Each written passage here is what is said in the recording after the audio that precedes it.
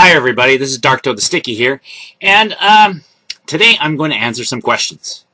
A lot of you have been asking me questions, and I've been I've been away for a while, so here I am answering your questions. My first question comes from, and she asks, where I've been and how I've been doing. Well, my wife has been sick now for about 4 years, and come of April last year, she got to the point where she is now temporarily, hopefully, disabled. She cannot function fully by herself, so it's taking a lot more time out of my schedule. Also, I had to take a lot more hours at work because she's not able to work herself, so of course I have to make up that extra income. Times have been very tough for us. But we're getting there. We're readjusting our life, and one of the things I had to do was put more time into that. And unfortunately, my making videos was what suffered during that time.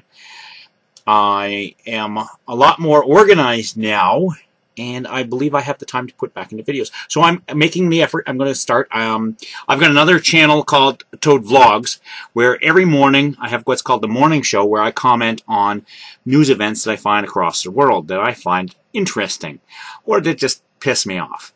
So if you want to check out that on my Toad Vlogs channel, check it out, and check out the stories you like. Don't have to watch them all, because I make a lot of them. So that's where I've been. Now let's look at this viewer here, and they ask, what makes me think that they're a racist, and that they said that's funny. What happened with that situation was, I comment a lot on videos, and sometimes I comment on videos that are of a racial nature, and I don't like racism, and I get very worked up about it. And the person in question wasn't being racist. It was a mistake on my part, but I'm totally wrong in the situation. I was just worked up. So when they made a comment that I perceived the wrong way, I assumed that they were being racist. And that's because I was talking to a bunch of racists at the time, or texting with a bunch of racists. And yeah, unfortunately, when you're not talking face-to-face, there's a lot that's lost in text. I mean, sarcasm. How do you perceive sarcasm over text? You can't. Even if somebody gets it, somebody else doesn't. So that was complete misunderstanding, and my bad. I apologize for that. And I have already. I apologized directly to them a long time ago, but I'm doing it here officially. The next question comes from this user here. And their question is, please tell me there will be more Tainted Fairy Tales starring the Scary Pumpkin. It is my favorite thing on YouTube. I've watched it probably 30 times now. And thank you very much for watching it. Yes, the Scary Pumpkin is going to be coming back. I am working right now on a story for Humpty Dumpty. It's going to be very weird. So yeah, I haven't got out the full details yet, but I expect Scary Pumpkin to be back soon. I don't know exactly when yet, because I'm working on other projects as well. One of the other projects I'm working on is going to come out probably not till summer, and that one will be called maybe even fall. And that one's going to be Jack the Ripper, the Love Story. So yeah, the title may change before then, but that's the subject matter. Yes, that was a suggestion by my wife, and I got to run with that one because that just sounds like very, very nasty fun. My next question is from this user here, and they say, "Yeah, you rock. Thanks. Thank you very much. How do you cope? Hugs." And they want more carry-on reviews.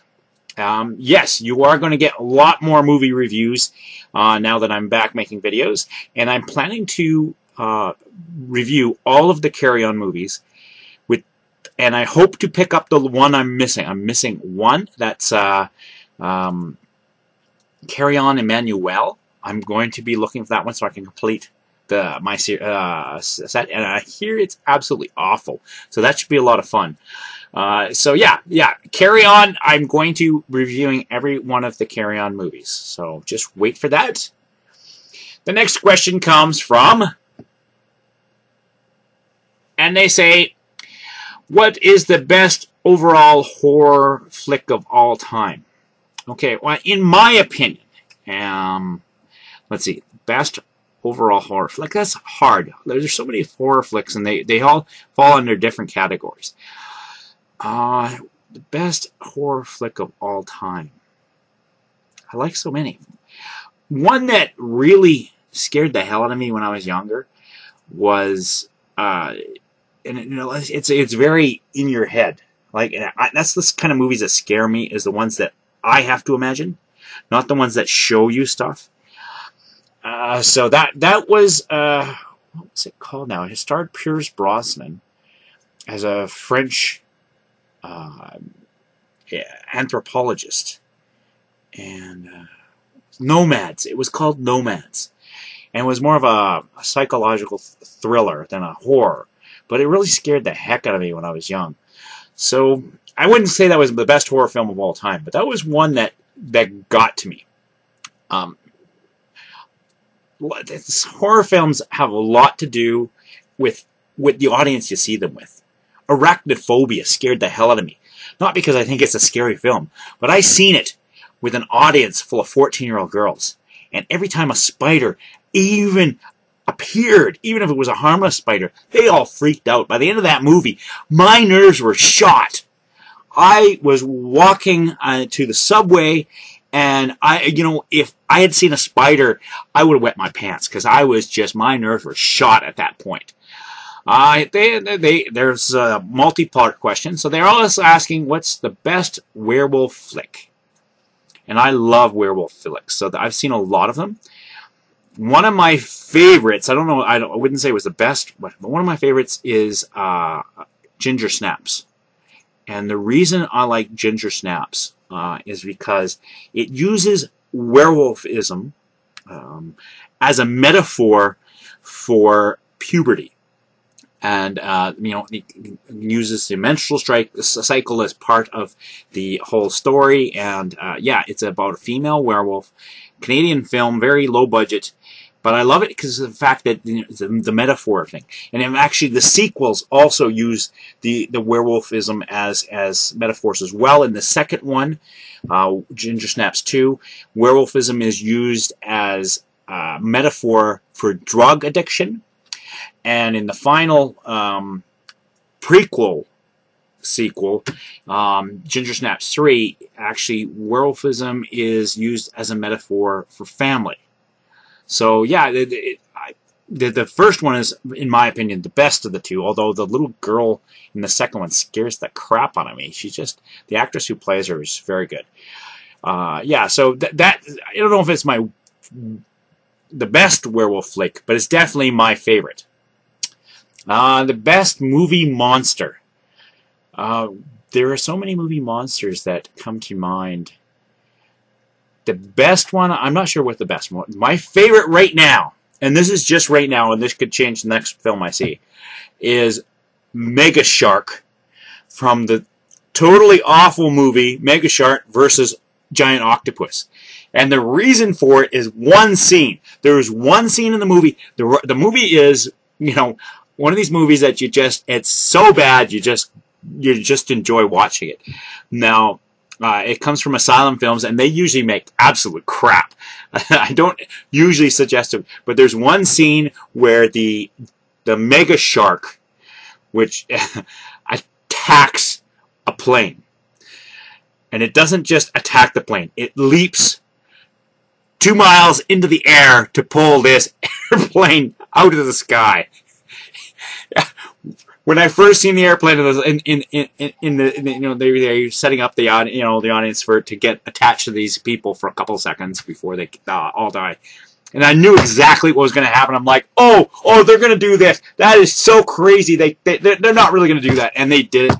And I'm like, okay, that's my favorite movie monster right now. So yeah, that is going to probably change next movie I watch. But yeah, that is my current favorite movie, Monster, just because of that one scene.